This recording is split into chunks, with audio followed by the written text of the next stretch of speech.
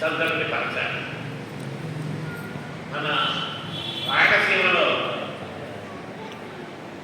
స్థావరాలు నిర్వహించినటువంటి వ్యక్తులలో సంపత్ కృష్ణమూర్తి గారు, సివి సుబ్బన్న గారు, నరాల రామరెడ్డి గారు, జోసెల సదానంద శాస్త్రి గారు, వీళ్ళందరూ కూడా మన ప్రాంతం వాడారు.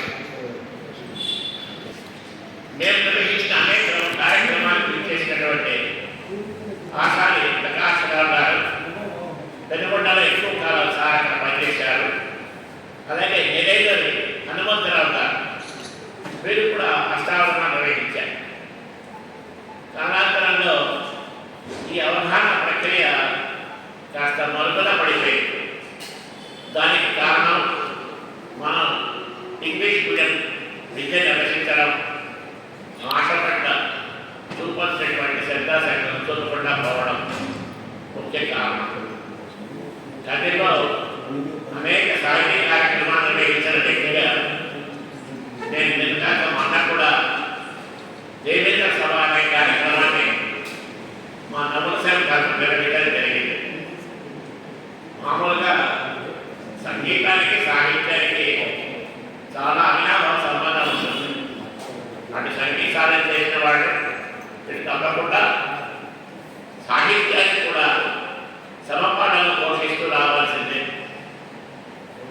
మామూలుగా అవగాహనలో నిష్ణాతమైనటువంటి వాటిగా పేరుకున్నటువంటి వాళ్ళు కూడా కొన్ని సందర్భాల్లో కొంత ఇబ్బందిని పడడం జరిగినటువంటి.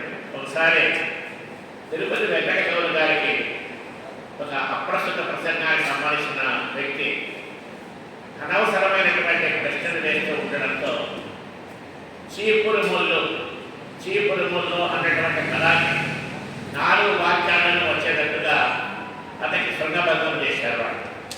వాళ్ళు మన వేదికపై వచ్చినటువంటి ఆ పాత్రదారులు కూడా అతని మరి మేము నిర్వహిస్తున్నటువంటి నవల సభలో కూడా యథాశక్తి తెలుగు భాషకు సంబంధించినటువంటి పద్యాలు కానీ పెద్దల యొక్క విశేషాలు కానీ చెప్పడం సహజంగా జరుగుతూ ఉంటుంది. ప్రతి మంగళవారం మేము సాయంత్రం 5 నుంచి 6 గంటల వరకు మా మిత్రులు, మా సహ విద్యార్థులు నరసింహమూర్తి గారు, నాగరత్న గారు,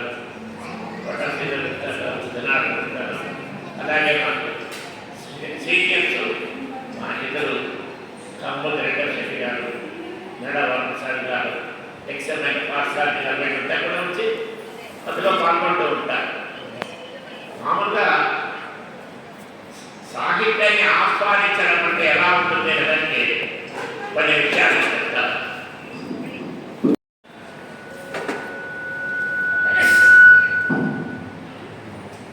మామూలుగా ఇందాక చెప్పినట్టుగా మన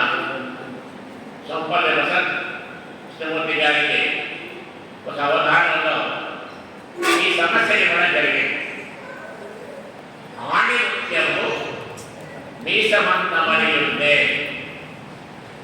ఆణిముత్యము మీసమందు అమరి ఉండే, అంటే మీసాల్లో ఒక ఆణిముత్యం పొడిగినట్లుగా ఉండాలి.